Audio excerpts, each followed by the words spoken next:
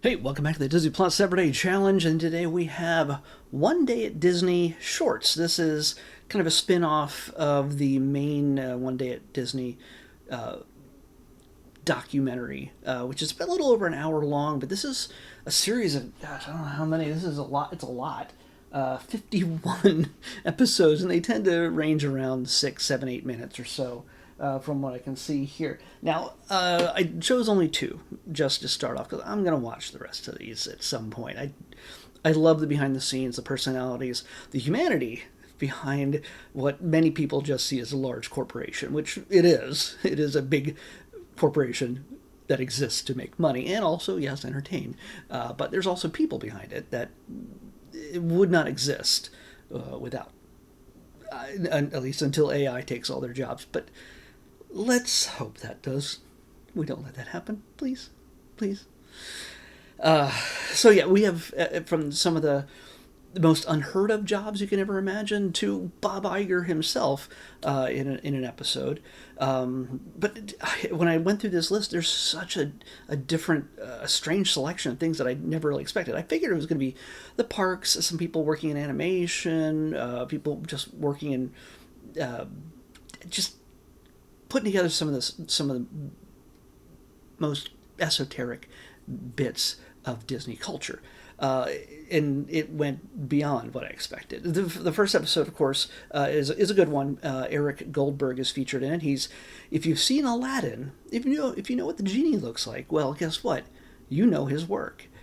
He's one of the select people who get to draw Mickey Mouse as when they want to create something that involves Mickey Mouse, like classic style. Eric Goldberg is that man. You've seen his work in parks, at events. You might even have a T-shirt with some of his artwork on it. It's pretty iconic, and you get to see, in his own words, over 7 minutes. Less probably because I think there's a lot of like extra credit, like foreign credits at the end. So I think the episode with him, the very first episode in the series, is like 5 minutes long. So when it says 7 minutes, it might be five. If it's eight, it might be six. It all depends.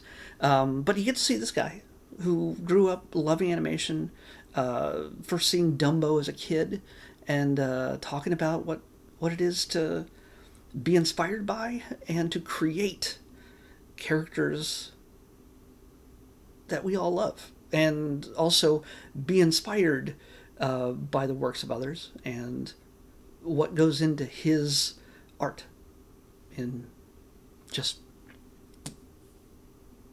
being one of the faces of Disney, or creating the faces of the characters within the Walt Disney World.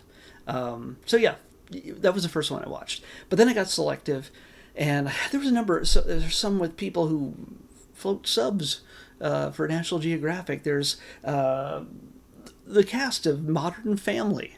Yeah, behind the scenes of what it's like to be, well, one of the most infamous families in TV comedy at the time. This, I believe, came out in 2019. So, yeah, this is a little older, and it's well before the pandemic.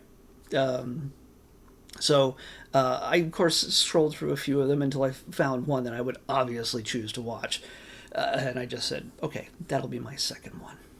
It was a 7-minute documentary on the Esta begins with an M, and my brain doesn't remember. Maybe it'll say it in the description. Come on.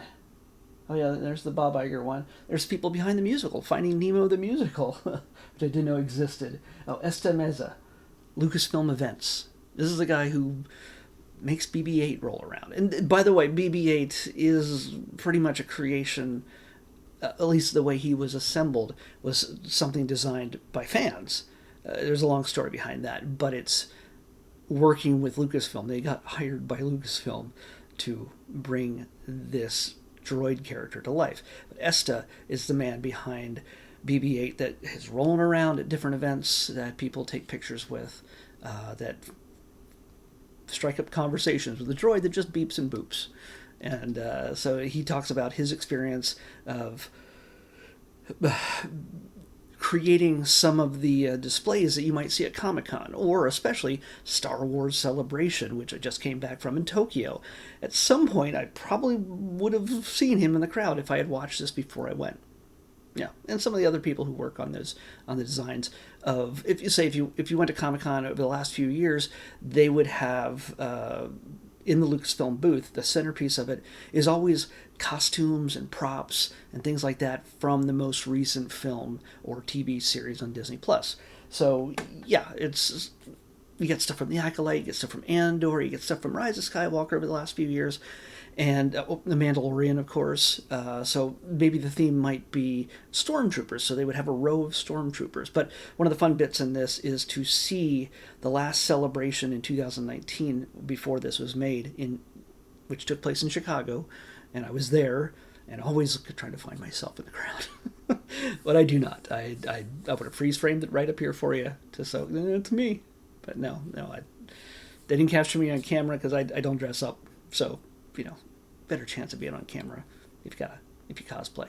But that it brings back a lot of memories and makes me miss not just Chicago but Tokyo as well. And I can't wait to be in LA because hey, I can sleep in my own bed each night. I don't have to worry about a hotel cost, assuming that I am able to sleep in my own bed and not be in line constantly. Either way, Asta and his crew, he just talks about everything that goes into just crafting the experiences that we as fans have at different conventions and Disney, Star Wars, Lucasfilm events. It's probably also involved in the stuff that the Star Wars nights, I imagine, that they have the Disneyland parks. At least, maybe it just finished, or it's almost going to finish any minute now.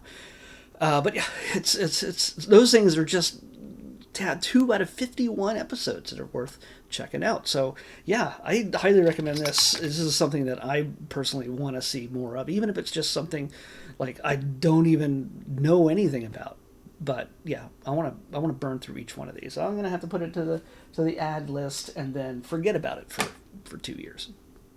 Well, at least I can get back to all the stuff that I've saved as a favorite after this series is done. Maybe I'll have more time. Until then, let's pick tomorrow's episode. 165. 165. Okay. We have a documentary.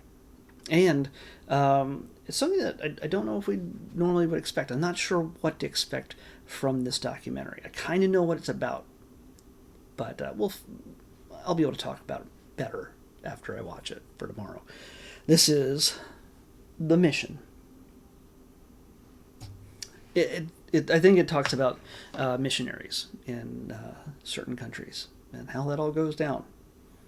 Yeah, I don't think it's a religious piece or anything, but it might be a little controversial. I don't know. The Mission is what we're watching next on the Disney Plus Everyday Challenge. I'll see you back here tomorrow with that.